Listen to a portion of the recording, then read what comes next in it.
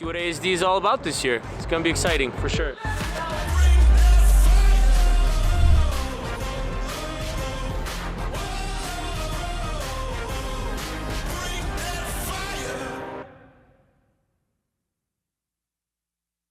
My name is John, Resale Rabbit on YouTube. Go ahead and subscribe. Today I'm going to be talking about tackling liquidation, a beginner's crash course to the liquidation industry. I hope you enjoy.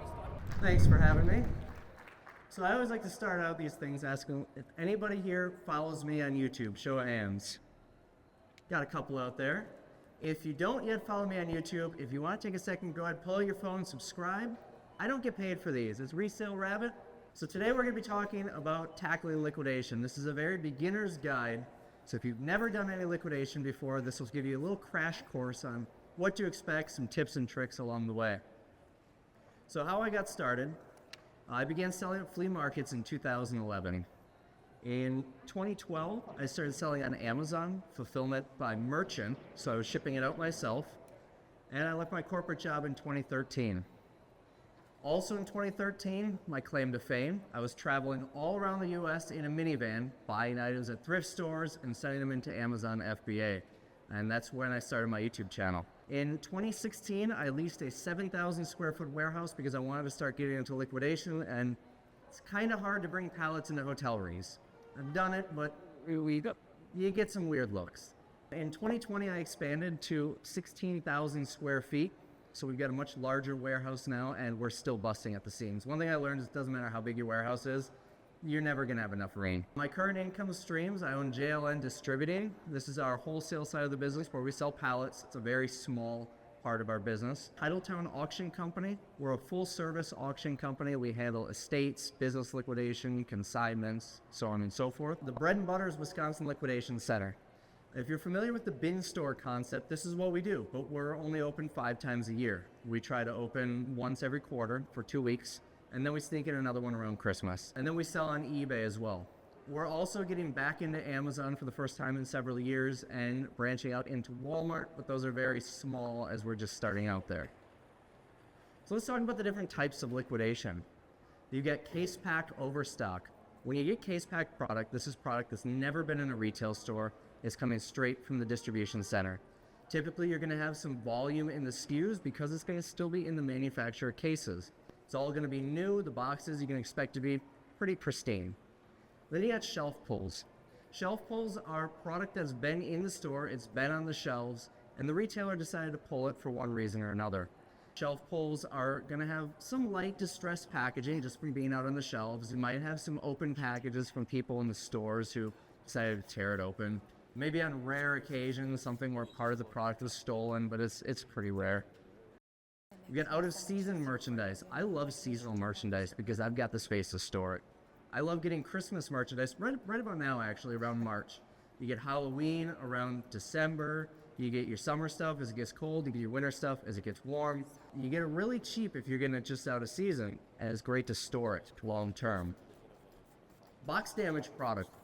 So everything this far is generally stuff that the retailers couldn't sell. With box damage product, you're getting the better stuff because the boxes got damaged and they don't want to put that on their shelves. Now you can get some of the crappier merchandise in your box damage loads, but generally you're going to find some good stuff in there.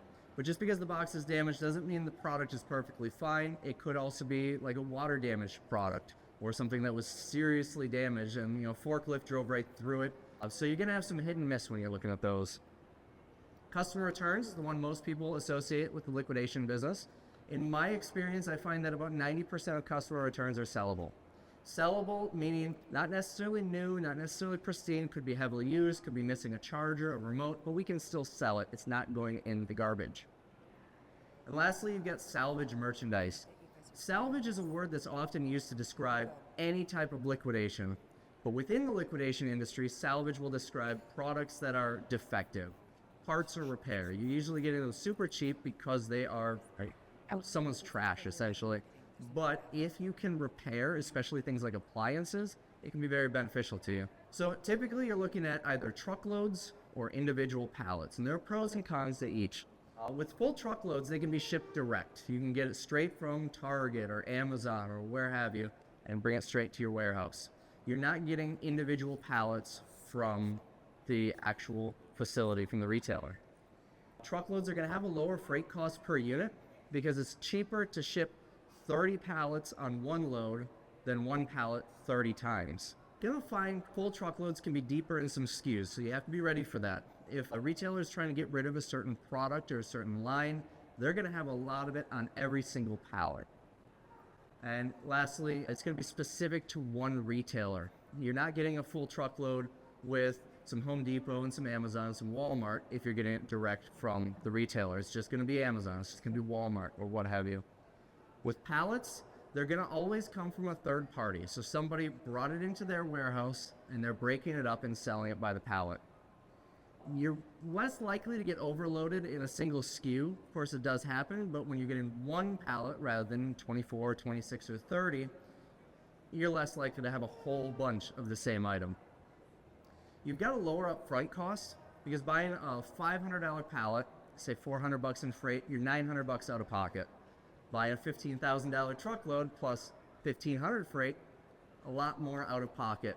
However, you've got a much higher freight cost per unit because, like I said, you could be looking at $400 for a single pallet just for your freight, whereas $1,000, $1,500, $2,000 for a full truck of 24, 26 pallets. They need us to use it. Truckloads typically come manifested, unmanifested. A manifest is a list of what everything on that load is, gives you an idea of what to expect. I hear all the time people will say, I won't buy loads if they don't have a manifest. And I strongly disagree with that statement. Unmanifested loads can be a bit more of a gamble because you don't know anything about it. You know the retailer, maybe you know the condition, that's about it. Beyond that, it can be anything and everything.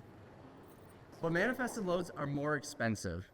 And the reason is because you're essentially paying somebody the labor to create a list of what's on that load. You may also be paying double freight because if the retailer isn't making that list, you're paying to ship it to the third-party broker, paying their employee to make the list, and then you're paying to ship it to yourself. And that can definitely add up. So the 80-20 rule is something that I've experienced personally in my business. 20% of the items on, doesn't matter if it's a pallet or a truckload, are going to recoup most of the costs. They're typically going to be easy. Your brand name tools, your electronics, your high-end clothes. Easy stuff to make most of your money back. The profit lives in the 80% though. The remaining 80% of the load is going to be harder to sell. It's not going to be that fun, easy, sexy stuff. It's going to be the boring, tough to sell items. Your business will succeed if you can find a way to sell that 80%. Because remember, in liquidation, we're selling stuff that other retailers couldn't sell. If it's easy stuff, it's going to be expensive. Why would they have a problem selling DeWalt tools or iPads? You got to expect the harder to sell stuff. You got to find creative ways to sell it. Arranging your own freight is very important to know in this business. And I know a lot of people here are seasoned veterans, and you know how to arrange freight. But for those of you who are new, you might find liquidators who will deal with the freight for you. But it's a lot easier on them if you're handling the freight. And you want it to be easier. You want them to like you because when those really good loads come through, those unicorn loads, you want them to call you, not the other company that's making it easier for them.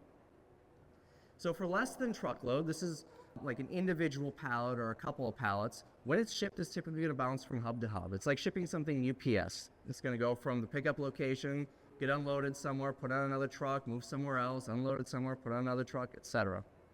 If you have a commercial address when you're doing LTL, it's going to be cheaper. And storage units, a lot of people talk about storage units as a loophole. It's not a loophole. There's a surcharge for storage units as well. You have liftgate services and residential availability when you're going LTL as well.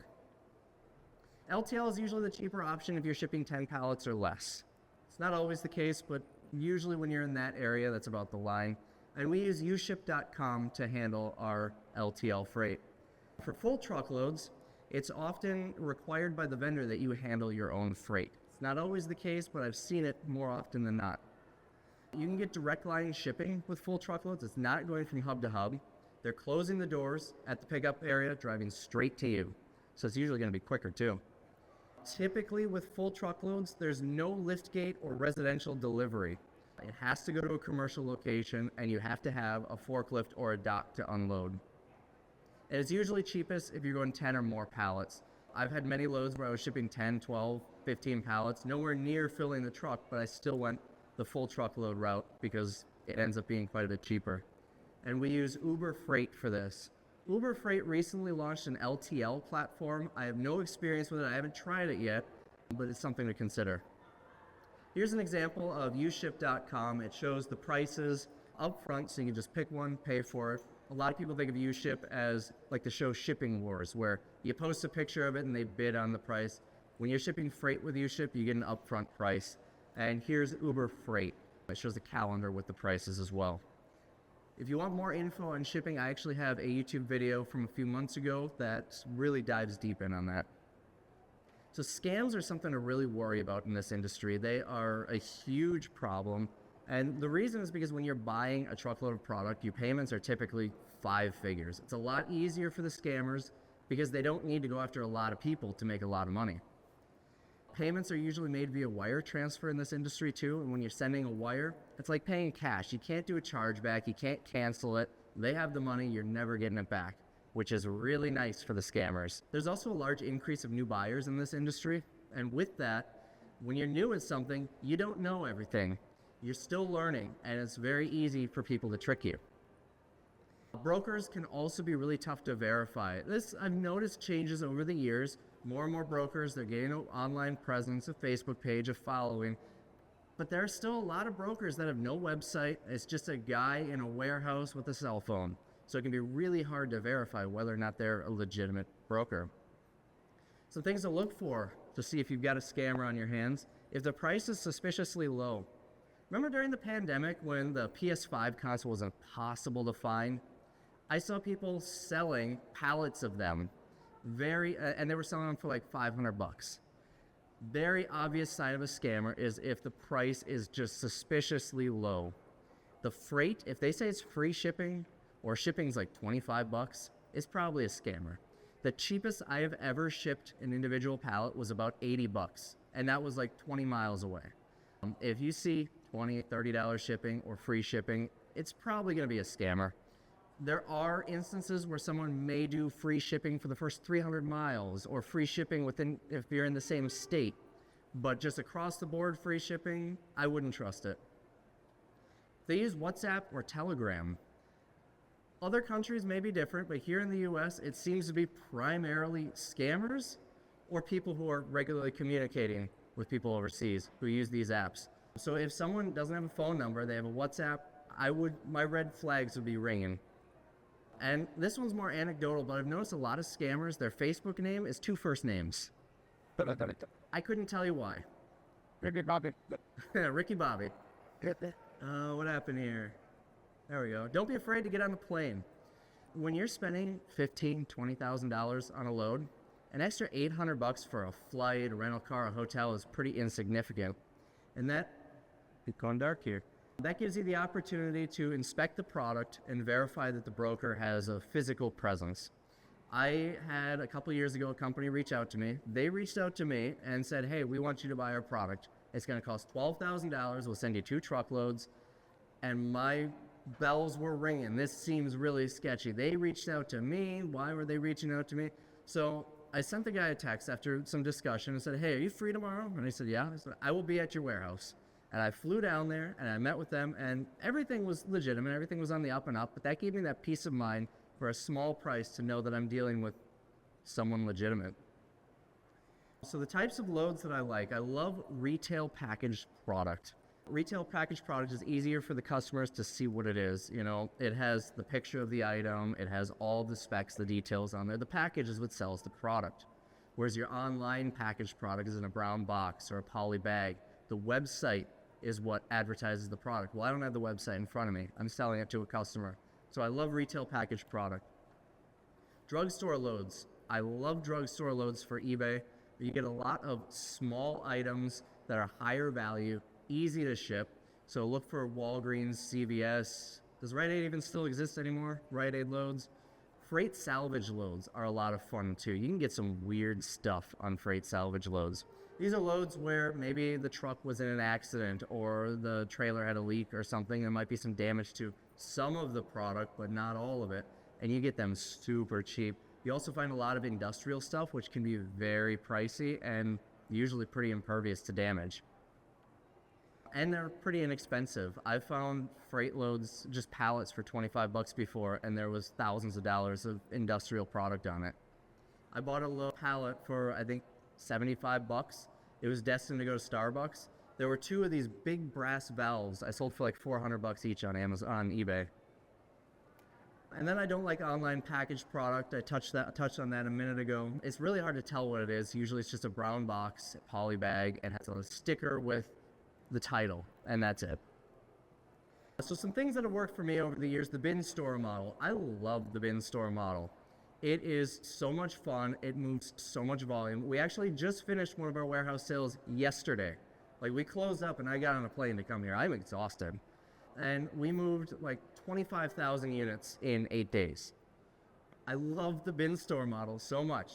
I love going to low traffic in-person auctions. I typically don't deal with online auctions for liquidation because you're bidding against everybody and their brother all over the country. I go to the in-person ones. There's one in Georgia that I actually fly to about every 4 to 6 weeks. And especially if there's low traffic, you can get some great deals in those. I like building my own loads. I'll do this every so often if I have a broker, like Damien, for instance. I don't know where he is, and there he is, who carries a whole bunch of different brands. They might have Home Depot, Walmart, Walgreens, Amazon, etc. I'm going to go there and I'm going to pick out the pallets that I want. That way I can ensure that I can get as much of that 20% as possible on my load. And I'm not getting overloaded with too much from one retailer. And then I also like selling with local auctions. I liked it so much that I started one myself. Things that haven't worked for me is traditional brick and mortar. I don't know if it's me or my location, but I've tried it twice and it didn't work for me. Granted, one of them, I bought the business in April of 2020. You have an idea of where that one went. Single channel sales. If you are just selling in one area, you're only selling on eBay, you're only doing the flea markets, you're only doing Amazon, you're going to struggle. You need to have multiple channels to move the product. You're going to find, like those big brass valves that I just mentioned that I sold for 400 each. If I put those on Marketplace or I put those in the warehouse sale, they wouldn't have sold. Maybe I would have got 5 or 10 bucks for them. But having those extra channels is invaluable to this business. Apparel and shoes. In my area, nobody wants them. I can't get $2 for a brand new pair of shoes. Maybe it's different in other places. I would urge you to try it, but for me, it did not work. And then online packaging, which I touched on a bit earlier. So some sales channels to consider. I mentioned having multiple channels to sell the product. We got online marketplaces, eBay, Amazon, Etsy, Poshmark, Walmart, so on and so forth. You can develop your own online store. You can start a brick and mortar store. Just because it didn't work for me doesn't mean it won't work for you. Actually, a buddy of mine is here. I don't see him. Steve, he's got a brick and mortar store, and he does really well with it. He's got like an old Sears, and just the amount of volume he moves out of there is great. So it doesn't work for me, but it could work for you. Flea markets are a great option. If you have an antique booth, doesn't need to be antiques in the antique malls anymore. You go to any antique mall, you're going to find people selling liquidation product. Garage sales, I know people who have garage sales every single weekend, and they'll make $3-4 grand in a weekend doing their garage sales. And that's a great way to kind of branch in as a part-time liquidation seller. There's always Facebook Marketplace, Craigslist, local auctions, consignment shops. I want to touch on that for a minute. We've got a lot of consignment shops in my area. They deal with furniture, home furnishings, decor, things like that. Anytime I get nice lamps, I bring them there. They may take 50%, but I can't give away lamps. I'm selling it for 10 bucks, whereas they can get 50, 60 bucks for it. And then I'll get half that, which still ends up being more. So look into consignment shops, especially if you're getting higher end furniture. I've heard of clothing consignment shops. That could be something worth looking into. So that's all I got. I'm gonna open the floor up to questions, comments, insults, cheesy jokes, whatever you got for me. That was episode 2, the Resale Rabbit, talking about Tackling Liquidations, the beginner's crash course to the liquidation industry. If you want to check out the rest of the series, click here. If you want to check out our other videos on the Nice Find Wholesale YouTube channel, click here.